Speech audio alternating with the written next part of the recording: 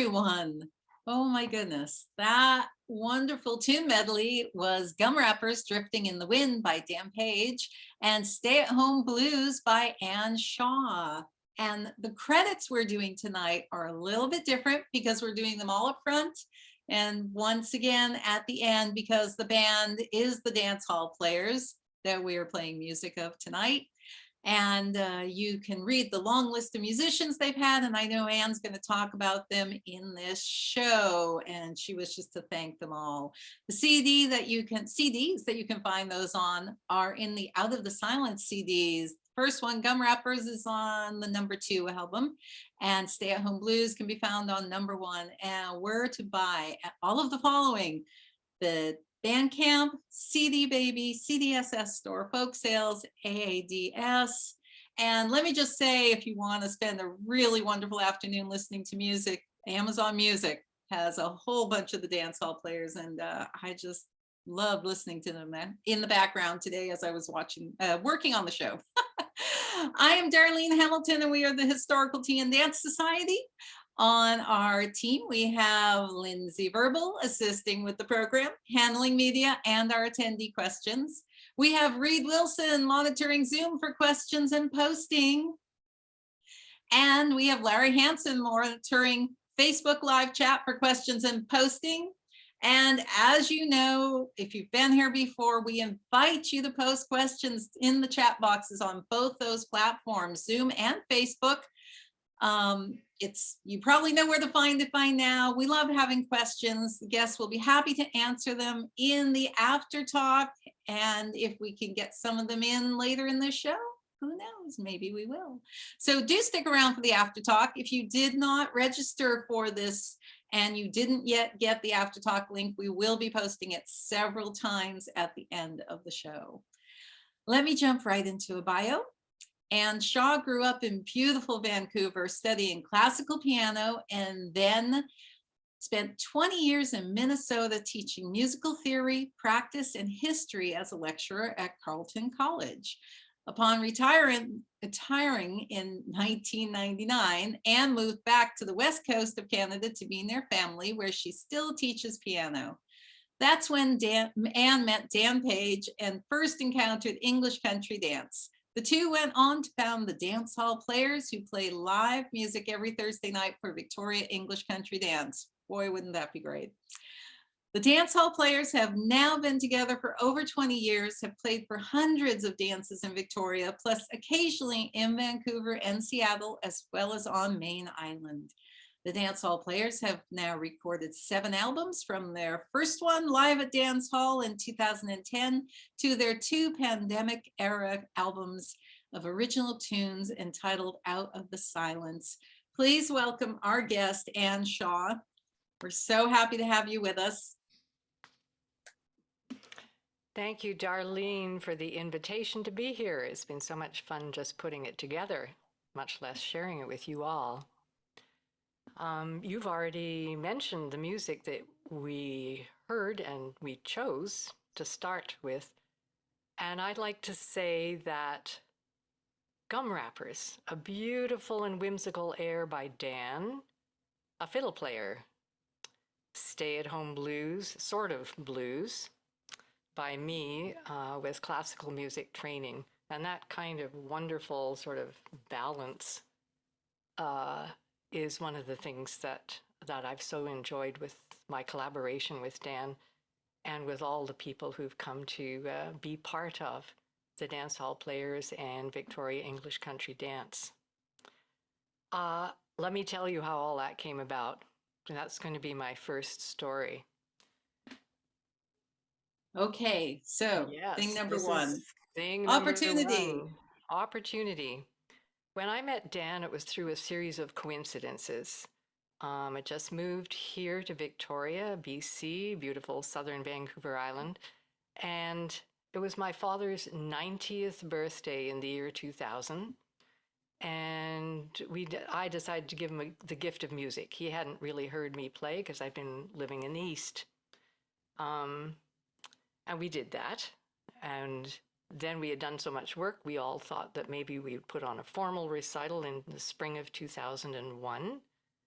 The cellist from that recital phoned me up a few weeks later and said, Anne, you owe me a favor, because we did not make any money from this recital, of course, even though 80 people came to it. And she said, I have this friend from work called Rosemary Lack, who is about to do an English country dance workshop, and she needs a piano player, and I know you can do it. And I more or less said, what's English country dance? So even though I'd never heard of that type of music, I said yes, because what an opportunity. I had no idea what I was getting into. And here we are, 20 some years later. At that first springtime workshop, she was doing it as a pilot project to see if she could actually start an English country dance society rather than just having it as part of the local folk club, which it had been in the previous year and maybe even a little earlier when I wasn't around. I still remember the church hall doors opening, and in comes an older gentleman, head down, carrying his fiddle. And that was Dan Page. We had never met, nor had we ever played together before, and neither Dan nor I had ever played English country dance style before. And the workshop started. And so we made our way through, I can't remember if it was 6 or 8 weeks. It was a lot of fun. Dan was very kind, soft-spoken, wicked sense of humor, easy to get along with. And as you said, I was a classical musician and teacher. Does mean I knew a little something, had a sense of style, early music style, an appreciation of improvisation from my early music experience, sight reading ability. Dan came from the fiddle world. He was a very experienced player, fiddle, mandolin, a whole bunch of different kinds of accordions. He knew many styles and players from all over Canada, but he'd never tackled ECD music. When we started playing for Rosemary's workshop, his one request was, would you always play the melody? I want to make sure that I'm on pitch and I can follow the tune easily. It was my pleasure. As a classical piano player, of course, we like to take over the piano, the melody, the top line, not just be an accompanist. So that was the beginnings of our very particular English country dance playing style. And that workshop apparently was a success. At the end of the sessions, there was some talk of starting up sometime upcoming. We weren't quite sure when. And Dan casually said, have you ever considered fiddle tune accompaniment? Because I knew he was a fiddler. And I said, no, but I've always wanted to. Are you offering me another opportunity to do that? So he said yes. So that was quite exciting. But then I heard nothing for months. I think the workshop ended certainly by the end of May. Sometime in early fall, I get a phone call that says, English country dance is starting next week. Do you think you could come to a rehearsal for that? And by the way, I have some fiddle music I could lend to you. So we did. And for the first time, I walked into Dan's hall, and through his hall into the old kitchen, sat down at the old wood table right beside the wood stove, and we started those weekly music sessions that happened and went on for years and years and years. And then, of course, not just me and Dan, but gradually everybody would accumulate in that kitchen. I learned a lot. Dan had a huge collection of music books. Um, uh, yeah, there's Dan's Hall. So such a beautiful space. Um, he would set up a small electric keyboard at the end of the table and sit on the other side with his fiddle or mandolin. And I remember that pieces of manuscript paper would come sailing across the table and with the latest tune scribbled on it. And he'd say, "So, what do you think of that one?" And we'd spend a happy couple of hours um, working away at the music. He had, as I say, an enormous collection of CDs, tapes, records, many instruments in various states of repairability, um, mostly accordions.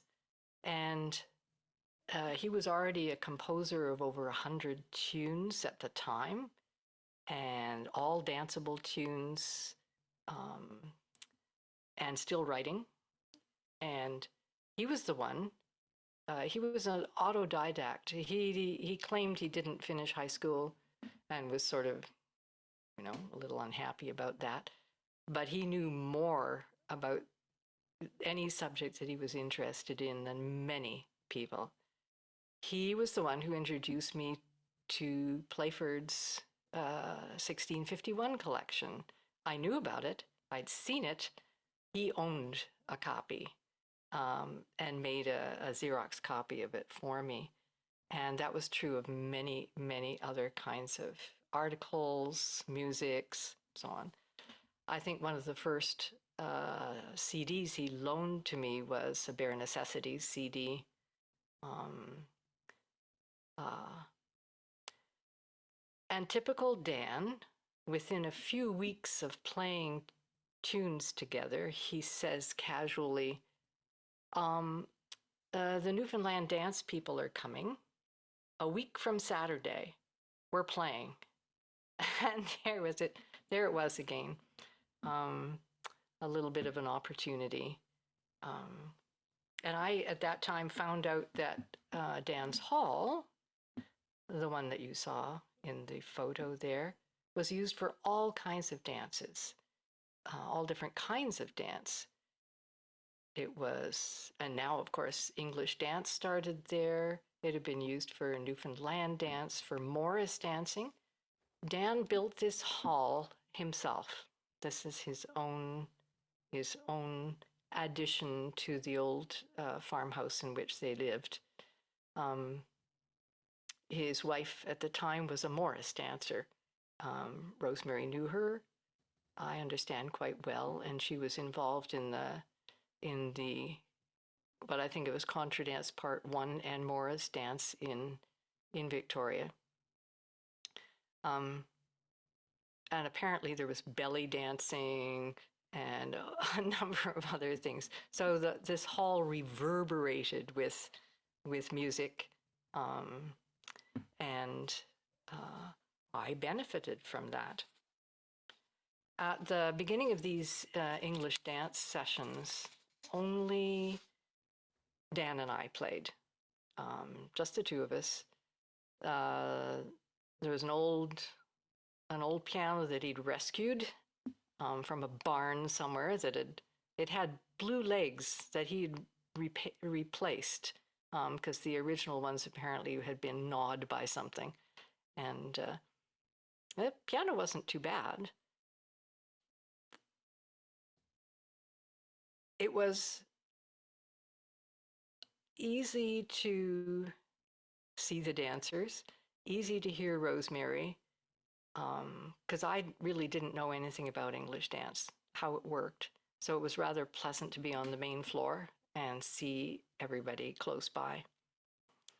She could lean over and tap the shoulder if she needed to. We learned the ropes gradually over a year, maybe two, and a few people came and sat in with us. I remember guitar coming by, and occasionally it got a bit crowded around the piano. One fall, I came back after the summer off, and Dan had built a stage at the end of the hall. There it was. Isn't that wonderful?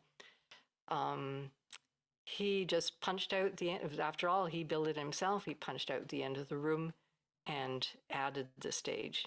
He did tell me afterwards he regretted that that the supporting post he had at the top, the horizontal one that you can see, wasn't longer, because he would we all felt cozy on the stage, let's put it that way. I rather like it. Um, and those square things on either side were windows. And he decorated it with all the old music that he collected, mostly turn of the century, early 20th century popular music things. If he liked the illustrations, up they went. And his collection of instruments you can see hanging there on the back wall. Um, and that brings me to, yeah, we had so much fun on that stage. That was a New Year's party, probably. We often brought in New Year's in dance hall, a nice little dance. Um, yes, that brings me to thing Yeah, two. it's wonderful. I love hearing about this. All right, thing number two, developing skills. Developing skills. By the way, when I started thinking about how to shape this talk, I thought, what have we been getting out of this? How did we come to all this? And so the first opportunity, taking the opportunity, accepting things that come your way, saying yes whenever the opportunity arises to play. And then, of course, what I think of it, I was about to call it paying the price. What I really mean is understanding the what's needed when you do that. And that's the second one, developing the skills. And some of that happens through a bit of hard work, and others just coincidental again. And we all became more skilled in a variety of ways. For myself, we came to Victoria to help look after parents who were aging. And in my mother's last year, which was 2001, 2002, I moved my electric piano into the house, and I went down and played for her practically every day. And I played the English dance music because it's so charming, so lovely. I acquired the Barnes books, the ones that were available. And the only other addition to that little repertoire I played for her were some Strauss waltzes, because I owned a book that had her name written on it. And she loved it. She sat in the corner and would, you know, beat time. I didn't play any of the minor tunes or the slow airs. You know, it was all the jigs and the reels and the waltzes. She liked that. And one of the last things that she said to me that I really remember as we stopped and we went out on the deck for a cup of tea was, and I love this, it's hard to know when to stop singing. That was her response to the music. And as I said, fiddle accompaniment was a new field for me. And Dan seemed to know everyone in the folk world. He had a genuine interest in all things musical that really touched people and drew them to him. And he was a very experienced player. And they'd traveled, I think, going to workshops and so on, out to Cape Breton and so on. And if fiddle stars came to the island, then they came to Dan's Hall. They came to visit, and we all benefited from that. And as I say, we were playing for Newfoundland Dance, which is fiddle music, very fast. If anybody knows anything about Newfoundland Dance out there, the tempo is definitely a slow or even medium trot not any of this walking stuff. Um, and Dan said, you should go to some fiddle workshops. So for a few years, I did. I attended fiddle workshops, and through Dan met all kinds of people. I ended up down at the American Festival Fiddle Tunes in Port Townsend, um, and in the Hope Fiddle Camp up the Fraser Valley, adjacent to on the mainland way from us there. And I'm going to tell you a wee story because it has something to do with my developing skills. I met at one of these fiddle workshops a man called Calvin Vollrath. And some of you will know about Calvin, one of Canada's absolutely premier, wonderful fiddle players. And he was there teaching, and I was assigned to his class as the piano player. The piano part of the workshop was run by Trent Bruner, who's done a lot of accompanying all over North America and now lives in Norway. And the very first piece of music that we played was a waltz in that. And I'd met the waltz before, looked at it, and so on. So the class started. Within 2 bars, he stopped the music and he looked over my way and said, Anne, you're lagging. And I know I was a wee bit shocked, but and then I must have done something, and we did the rest of the workshop. I had a tape recorder running during that workshop. I took it back to my little room and I listened to it with my little metronome, and he was right. That taught me a lot about it, and tempo actually became one of my the things that I pay a great deal of attention to, as one has to for dance. And during those same years, we met the players who soon became members of the band. And I want to tell you, there they are, some of them. Karen, the cello player you can see there beside me. This is a private garden party we ended up playing in for one of our local dancers. Karen was a dancer. She came to dance hall, and we always had tea time, and we'd have little goodies and chat together. And I was talking to her one day, and she said she was a cello player. And of course, I thought, ooh, that's nice. That's very interesting. And I also found out that she was attached to the history department at the University of Victoria, and my son and his soon-to-be wife knew her quite well, and my son told her that Karen acted as his mother away from home. So we had connections, close connections. She came to play with us on Thursday nights when she could. Susan playing violin and recorder. That's Susan here with violin in hand. And Susan's story is even more amazing. I met her when I was dancing, and we were asked to play a workshop just to give the incumbent players a rest. And Rosemary said, I have this young friend who's coming over from Vancouver. And if you could play with her and with Gregory, who I'll tell you about in a minute, for a workshop, that would be great. So we did. And we never met before. Again, we met 10 minutes before the workshop, walked on the stage and started to play, and it all gelled apparently quite well.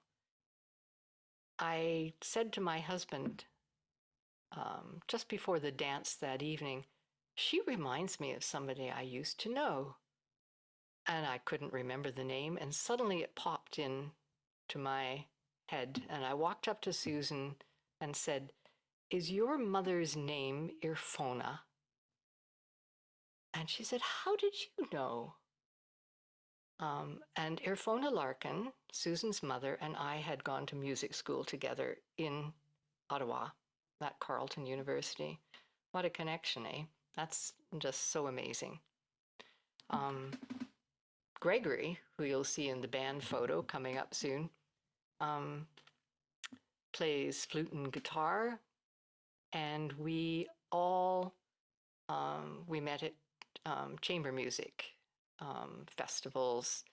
His sister-in-law and brother were part of a classical music orchestra up here in Sydney, and they heard me play because I was in a small chamber choir up there and would accompany people occasionally. And Gregory said, let's play chamber music together. Then I found out that he was part of an ECD band and contraband here already, and persuaded him that it would be a wonderful thing to come out to dance hall on Thursday nights. So we had Thursday nights, and what a bunch of connections together. It's just amazing. And those were the beginnings of our band. We actually just met casually. It wasn't a constructed thing. It just happenstance. Lots of people, after the building of the stage at dance halls, sat in with us on Thursdays, and they brought their own idiosyncrasies and experiences with them, which provided us with lots of opportunities for adaptation and improvisation. And we're going to show you a video of a 2010 Friday evening dance at Dan's Hall. Peter Zarish is calling, and Kevin Budd is playing. Well, you can take a look and see. I won't tell you in advance what he's playing. Anyway, here we are, the dance hall players and friends. Half gypsy. Everyone set out. Turn single out. One's half, two leaves up. Turn half gypsy. Set out. Turn single out. One's cross. Half below second. Everyone circle to the left. Halfway turn single right. Circle to the right. Turn single to the right. 4 changes. One's cross down. Half gypsy. Set out. Turn single. One's cast. Set out. One's cross. Go below. Circle left halfway. Turn single left. Circle right. Turn single left. 4 changes. New ones in the top. Cross. You notice Peter slowing us down there in the middle of that dance. It was so much fun. Yes, we had pan flutes. Kevin's actually an expert in them, builds them himself, and has done all kinds of research in them.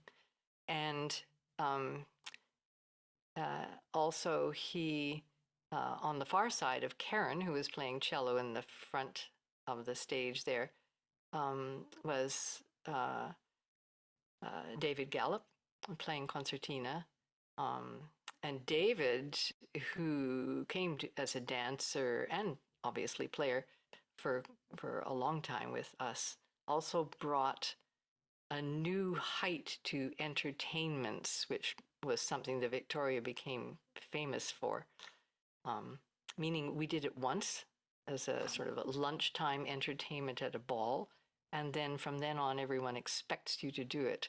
You know how that goes if you run.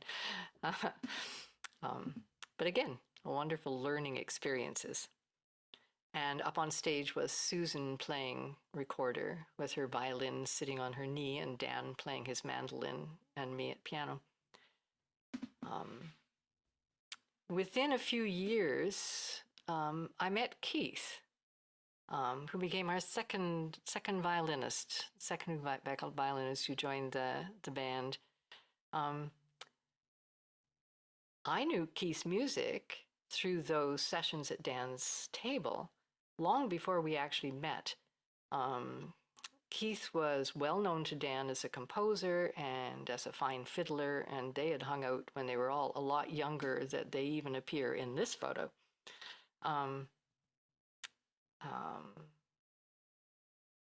Keith started coming to our Thursday evening ECDs shortly after we all met together. And around 2005, we started another band, which was mostly Dan's idea. Certainly his band name was definitely a Dan name, the MT Pockets String Band. And we played for the first year or two of the resurrected Victoria Contra Dance, which is another story I could go into, but I won't right now. Maybe in the chat list if any of you are interested in Victoria Contra. So really our experience playing live at Dance Hall every Thursday night with whoever showed up. One of my favorite things once I really started getting into the Playford again, you know, the as many as will concept, I thought how appropriate it is to the musician's situation too. Whatever instruments you had to hand and whoever's available. And that's how it was at the hall, many, many evenings. That was the foundation for our band sound. And the next video will give you a much more polished sound. You will hear Rosemary calling, and you'll hear Gregory's flute and Karen's cello featured in this cut.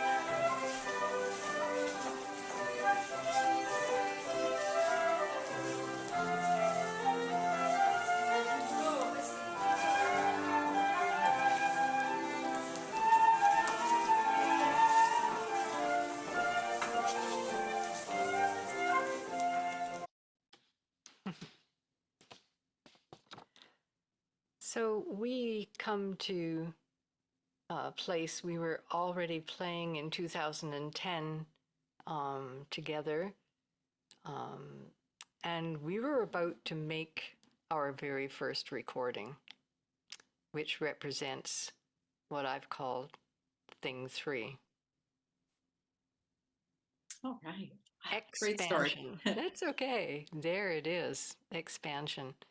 I don't know if these things come about naturally or whether we pushed it. I have a feeling the latter. It took about 2 years to put this recording together. And one of the reasons it came about, I was telling Darlene and Lindsay the other night, is that 1 year, probably about 2008, at a Hands Across the Water Aura Ball, Christine Gile came floating past the stage after an evening of dance and said, "I want to take you home with me. Please record." Thank you, Christine. So we did. We started putting it together. Rosemary suggested the format, which was a recording as if it was a dance evening. And she guided the choice of tunes and dances for the albums. And the format, actually, that she put together for us with a waltz at halftime, which is what we always did in our club, and at the end, and sometimes a grand march to start, gave us an opportunity to highlight, or use, I should say, use our original music on every single album that we've ever recorded. There's something from us on there. And right from the very beginning, we recorded live. That's what we called it, Live from Dance Hall, the very first one, which presents, as you would understand, a certain problem for our sound engineers. So I want to give a big shout out to all our wonderful sound engineers over the years. We've made it quite difficult for you. Because we want all to be in the same room. There's a great deal of responsibility on us, of course, as well as you, to put it together. But we decided we love to play together, so we're going to record that way. And we have. This is just, I think this was right after we finished recording that. My husband took this picture, and we had just finished recording that first album, Live from Dance Hall. And somebody said to Dan, "Why are you in the background? This is your place." And because he's slightly in the shadow, he said, "My favorite position." You know, he'd like to be there and sort of in the background, quietly making everything happen. Oh yes, one more thing if I get the chance to do it, which I'll take it. More from Dance Hall, which was our second album, was used, speaking of the dance format, was used actually for a traveling series of workshops in Europe by the folks from the Anglo-American Dance Society. And that was very interesting. We got all kinds of feedback from people in Belgium, France, just because of this shopping around of our second album, used in exactly the way we intended it to be when we put it out that way. As you know, we've got a bunch of recordings of original tunes, and our first one was fresh from Dance Hall. And I think there it is. I wanted to show you this particularly because of this beautiful cover by Joanne Thompson, a local artist and dancer here. Our original tunes, and she created it as the idea that of freshness and spring and infinity, all applying to music and to the art of creating music. And of course, expanding meant a lot more writing going on, a great deal more writing. When Dan's a composer, obviously, Keith and Karen also, and I started writing a few tunes when I met this bunch of people. And then Lael joined us in about 2012, and she also brought her composing skills. She was part of an early music group at the time, and she also brought her beautiful voice along with her. She was an enthusiastic dancer, English dancer, for quite a few years, but she had injured her knee.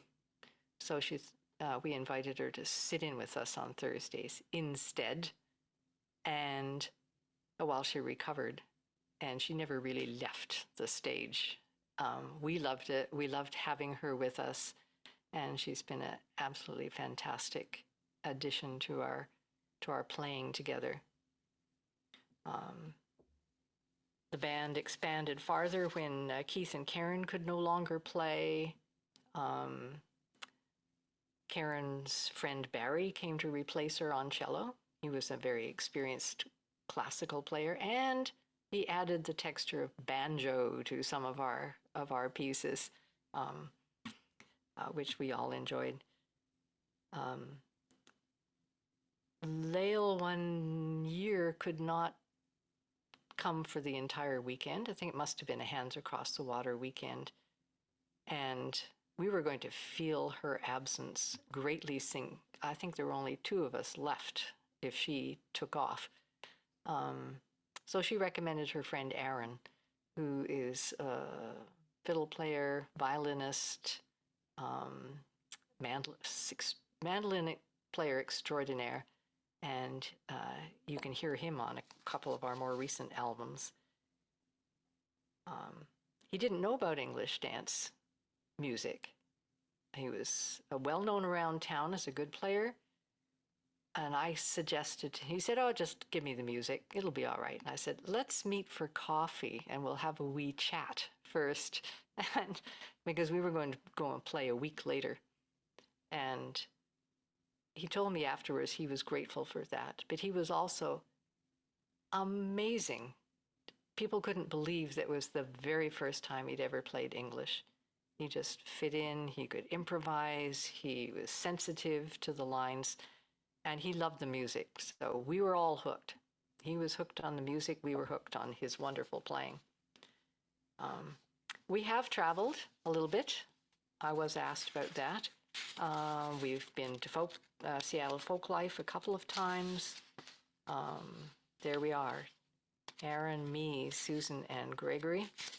And of course, Rosemary, we were there because Rosemary was invited to call. And of course, we've been to Main Island, over to Vancouver. So we are Pacific Northwest travelers. Yeah. And we also have played markets. Here we are at the Moss Street Market in Victoria. I was having a good time. I actually really enjoy market playing with people dancing and having a good time, spilling their coffee everywhere. And Lael and I were experimenting at one afternoon at near her place on Main Island, where we used to go, still go, quite often. In 2011, I traveled myself to English country dance workshops because I knew nothing, really. My experience had been very local. So I had the opportunity and I went to Pine Woods, where I met Jacqueline Schwab. She was my first piano teacher, and went there again, I think about 2 or 3 years later, when Kate Barnes was there. Yeah. And I also went to Heydays a number of times. And I'm mentioning it because I have a story. I've got to get this story in. Yeah, I think there's still time to do it.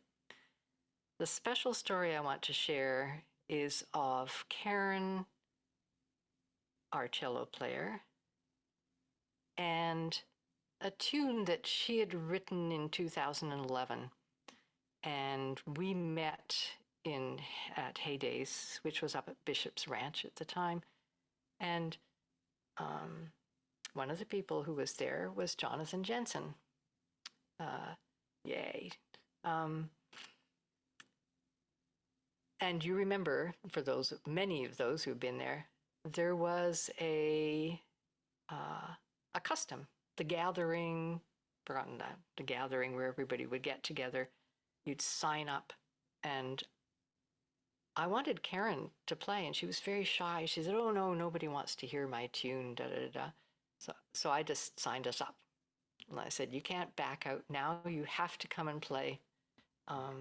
And Barbara Greenberg came and agreed to play violin with us.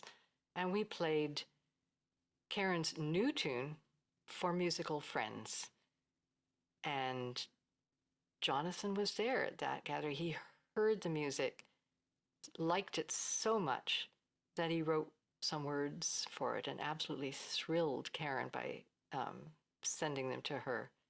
And we've used it a bunch of times, and I think there's a version on our website But this video is not up on our website yet. It's from the lunchtime entertainment for 2015 for musical friends. I wrote a vocal arrangement of Jonathan's tune with his permission, and here's some of it.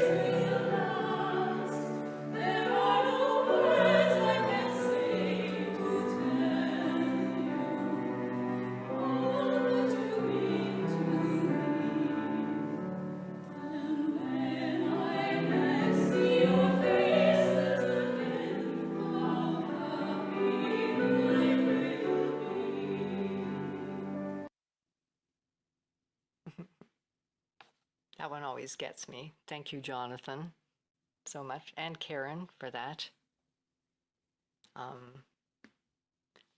It is easy to go on and on about this, but there's one more thing I want to say about that. Those voices remind me of a really fine review we got.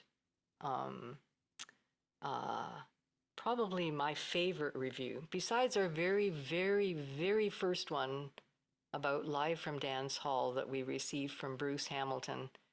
Thank you, Bruce, because that was the moment when we all thought to ourselves, oh, maybe we have something going here.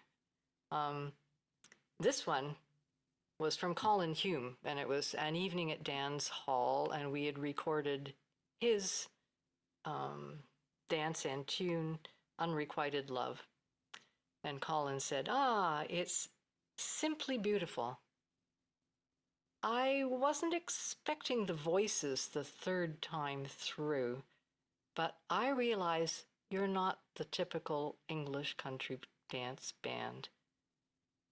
I like that. That's my favorite. I really like that idea. And he said, it really works well. So thank you, Colin.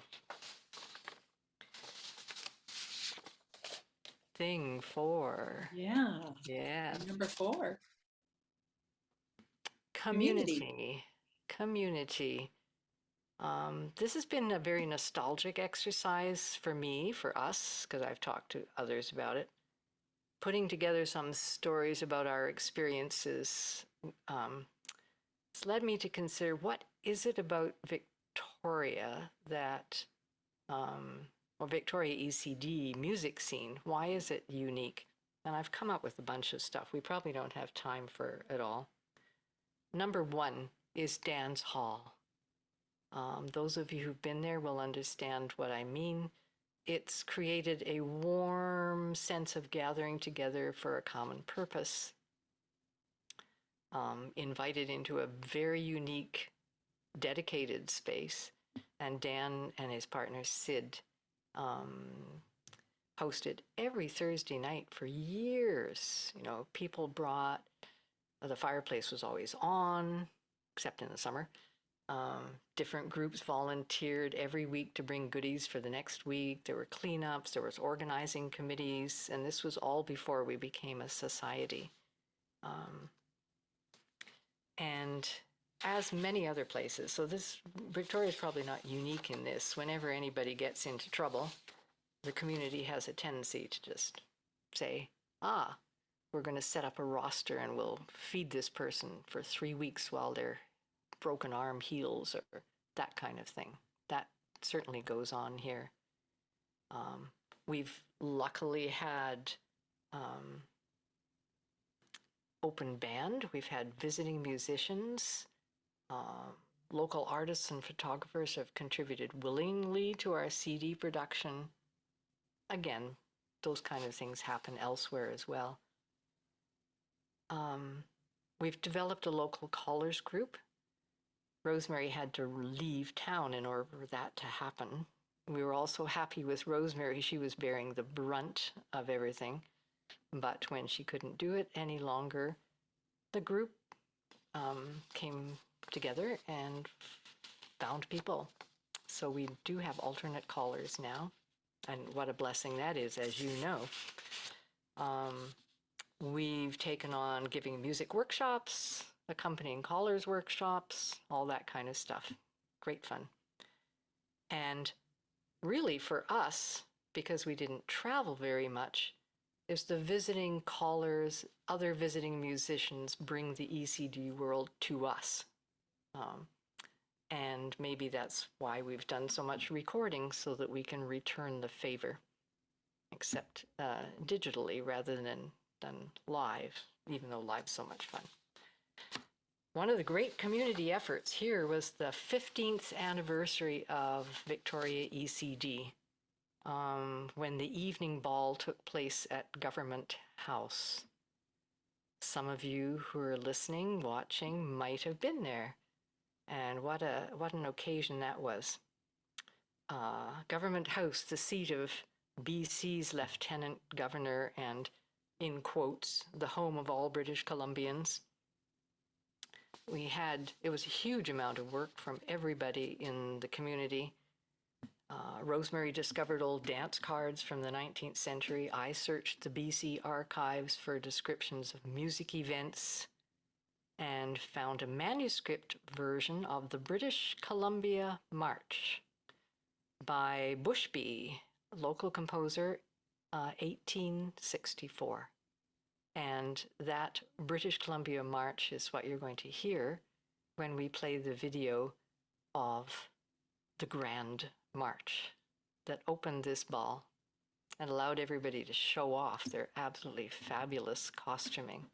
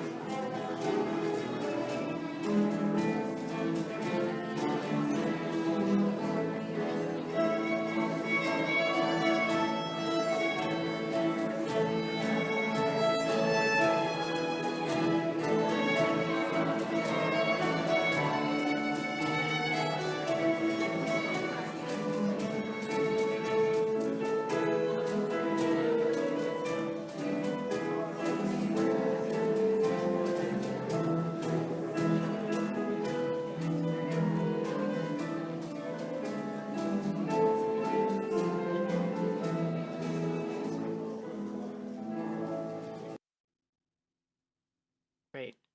What a great way to get everybody lined up and ready to go for the first, gets ready to go for the first dance. We have a couple more short snippets just to give you a flavor of this. The next one is a waltz cotillion. And partway through this event, people would come up and talk to us, and because once you're on the stage, sometimes you don't really know what's going on out on the floor. And I heard the rumor that the lieutenant governor not only had opened the evening, which they do for all the events that take place there, that she had decided to stay, and in fact was dancing. We had actually met her. I'm going to let her remain anonymous. You can look up yourself who was lieutenant governor in 2015. We had met her when we played for a luncheon for the volunteers that look after the hall and do all the gardening and all that kind of stuff. We were invited. And we're going back this December for the first time in 3 years, which will be a pleasure. And she's a musician. So there she was. And so it was wonderful. Just the notion, I didn't actually see her do any of this, but the notion that she was out there enjoying herself as well as everybody else. So here is a waltz cotillion, just a little snippet. Side couples waltz the set.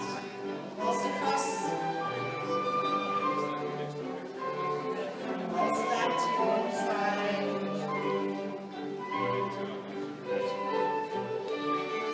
Side ladies, forward and back.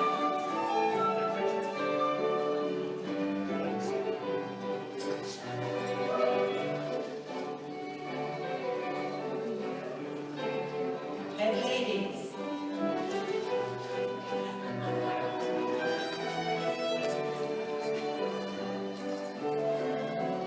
Side men.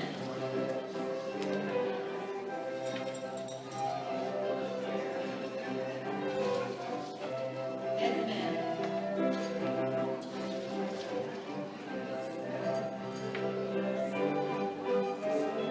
Sides, waltz home. I see I'm not supposed to look at the chat, but I can't help it. I'm not actually looking at it. It's just popping up on my screen, and you're right. Charming, charming person. And everybody was having fun with it. One more little selection from that. And I probably shouldn't tell you what it is because everyone should know this tune. Famous for ending. Let's see how many correct guesses that will pop up in the chat for the final dance of the evening.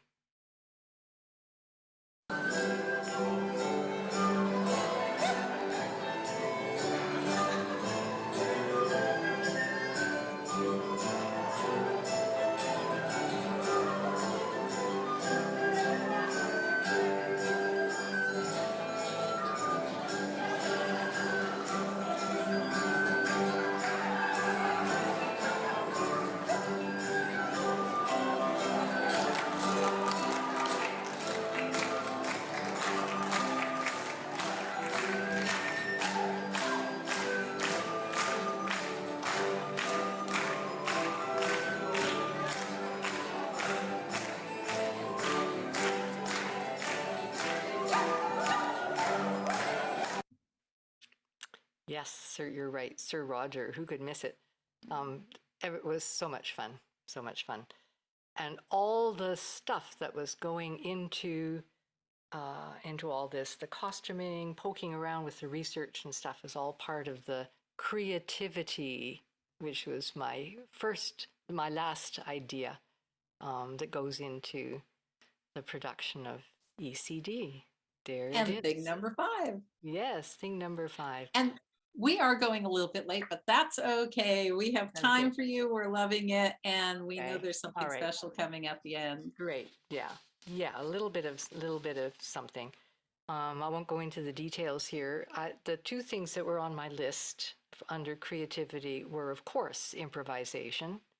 Was the first that comes to mind when you think about it. And We all had different learning styles. We all did the improv in the same way. And then composition. And one of the things that I was going to talk about is writing tunes. And as you can hear, we've all done writing tunes. The one thing Darlene mentioned at the very beginning, and lots of you know about it because I've mentioned it on the ECD chat list, is our project Out of the Silence. And some of you are participating in this project. It came about because of Lael's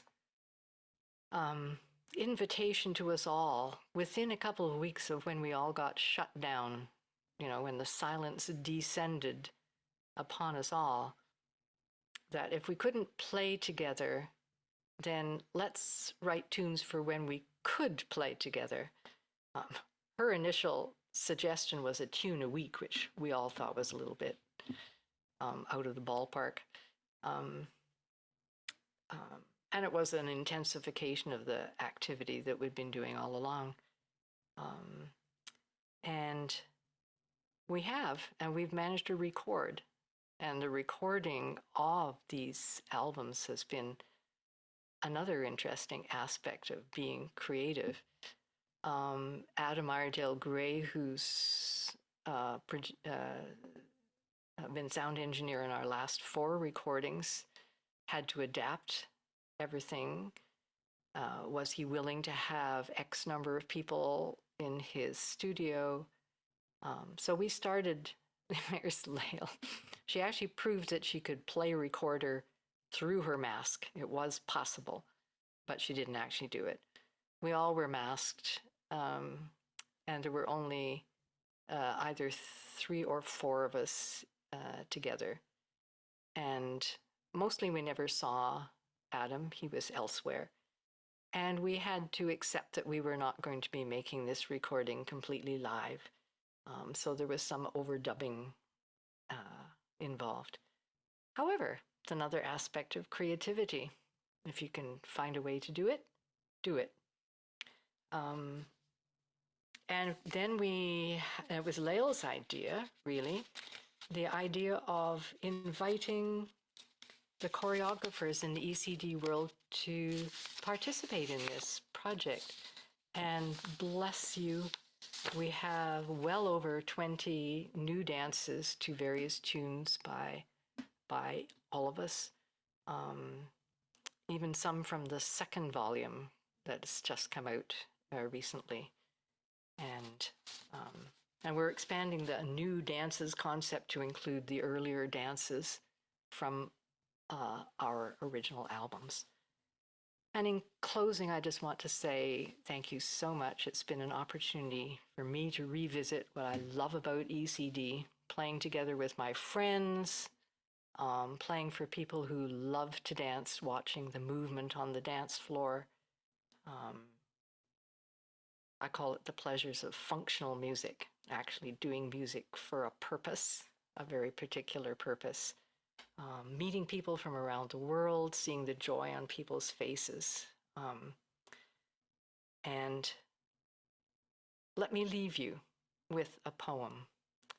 And it's a special poem that's been sent to us personally on Thanksgiving by a friend that we met in a production. There's a whole other bunch of stories. If you're curious, ask me during the chat. It's a beautiful poem, and then I'm going to leave you with a little tune that I wrote.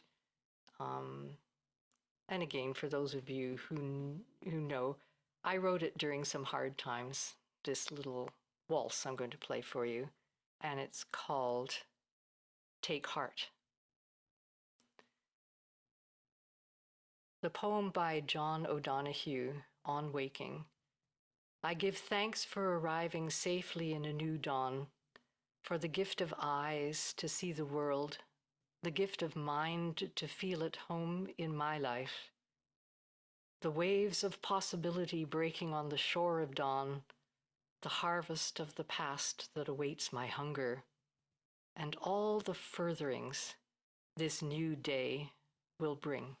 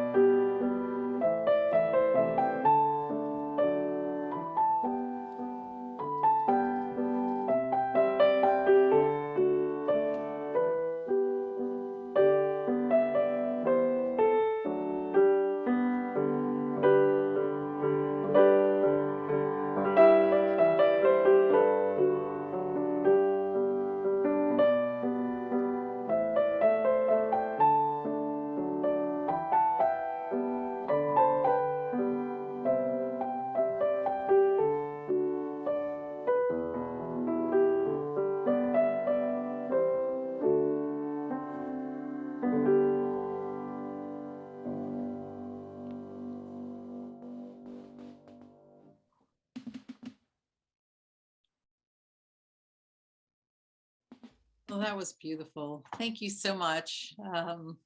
Thank you. Yeah. And I'll I'm see you gonna, all in the chat. well, yes, and I'm gonna go through a whole bunch of other things at the end here, but let me just say thank you again. You know, we are a group that uses recorded music for our dance classes, and I can't tell you how much we appreciate your music and how Yay. much it's just filled our lives with joy. So Thank yeah. you. Thank you. All right. Well, I'm going to go into several announcements, and here we go. Announcements for Ann Shaw and the dance hall players, and other things going up in Victoria and the area is there. Save the date for the Victoria Ball. We're posting the link. We will put a flyer in the Dropbox. That is April 14th and 15th with Rosemary Locke and the dance hall players. And there's also Victoria Contra that happens twice a month. So check the chat box. If those of you that can't save the chat for some reason, Zoom keeps changing things, we will have it in the Dropbox. So if you can just get one link or email us and say, what was that link?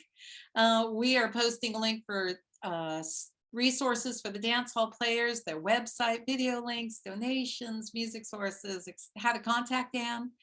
But before you leave, we have to ask you, I always ask dancers, what's your favorite dance? But with musicians, I say, what is your favorite tune? What tune gives you great joy? You warned me about this, and of course, I haven't had a chance to think about it. I've come across thousands of tunes, as you do when you play. But I think, and of course, right now, I could tell you a wee story if anybody asks me. You have so many stories to ask me about because I know exactly what the music is. It's playing in my head. What the tune name is, I don't know. But any of the wonderful tunes of Rachel Bell, yeah, yeah, yeah. Yeah, That's a start. There are so many others as well, but that's a good start. Yeah. that is a good start. Okay. Do you have a favorite dance? I don't dance nearly enough, not as much as I could. I'm making an arrangement now. I have a lovely piano playing friend who's turning into a good ECD accompanist, and she plays one dance because she likes to dance too. She plays one dance a night on Thursdays, and I get to dance. Oh, how Yeah. nice. We're making Oh, that. good for her. Yeah. That's great. And yeah, well, thank you. You're And welcome, Darlene. Thank you, I Lynn. know it's hard to put you on the spot like that, but we'll talk a little bit more about that maybe in the after Okay. talk. Yeah. Thank you to our 5 Things team, Lindsay Verbal in the background, Reed Wilson on Zoom, Larry Hansen on Facebook, along with our helpers, Kara King and Dan Bilter. You can watch all our past 5 Things web chats, and we're posting a link for that. It's on our website. Just go to that 5 Things page. We've been on since March 2020, and we are still going, not as often as we used to, but we're still popping up with ones. After talks are not publicly available. However, you may request a link to an after talk by emailing us. And a big thank you to all the folks who have been sending in donations to our group, the Historical Tea and Dance Society. It's very appreciated. It does help with operational expenses, so we really do thank you for that. We still have a thing. Oops, here it is. We still have our fundraising pin. So that's another way you can donate to us and get a little gift as well. We're posting the after talk link. We're posting the link to the Dropbox folder. Coming up next, we are off in November because it's the holiday and it's quite, everybody's busy. However, we are coming Monday, December 19th with Dr. John Ramsey, and we are really looking forward to hearing him. His vast experience with dance includes heading the Berea College dance program, serving as director of the John C. Campbell Folk School, teaching countless students to dance, and so much more in his long lifetime of service to the community. Please come and hear his story. We're really looking forward to having him on for our December Christmas time show. We are still doing tea time on Thursday afternoons. Larry and Reed are still holding that torch, and it's still going. And if you just feel like dropping in and having some folks to chat with for a while, that's a good place to do that. We post the link on Facebook at our friends page, or you can email us for a link and we'll send it to you. If you are local to Southern California or coming into town, join us at live events. We have on Sunday, November 6th, the American Tea Social with caller James Hudson, music by Stepwise. It's a wonderful Celtic music-based band. And we are still having pretty good weather out here. So we're having an afternoon in the park. We hope you will join us if you're local.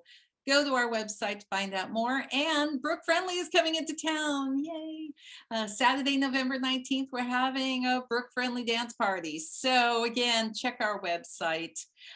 For donations, if you would like to help keep the music going, consider supporting the dance hall players. We are posting all the information again, and where to purchase music and how to contact Ann and donation links and all sorts of things. Our closing tune is A Dream of Dancing by Lael Whitehead. It's on Out of the Silence. We've listed where you can buy it, but we're going to list them again. And the credits for everyone involved in the dance hall players are going to post again. We really owe them a great debt of gratitude for all that beautiful music. Thank you, and we'll see you all in 2 minutes in the after talk. Bye.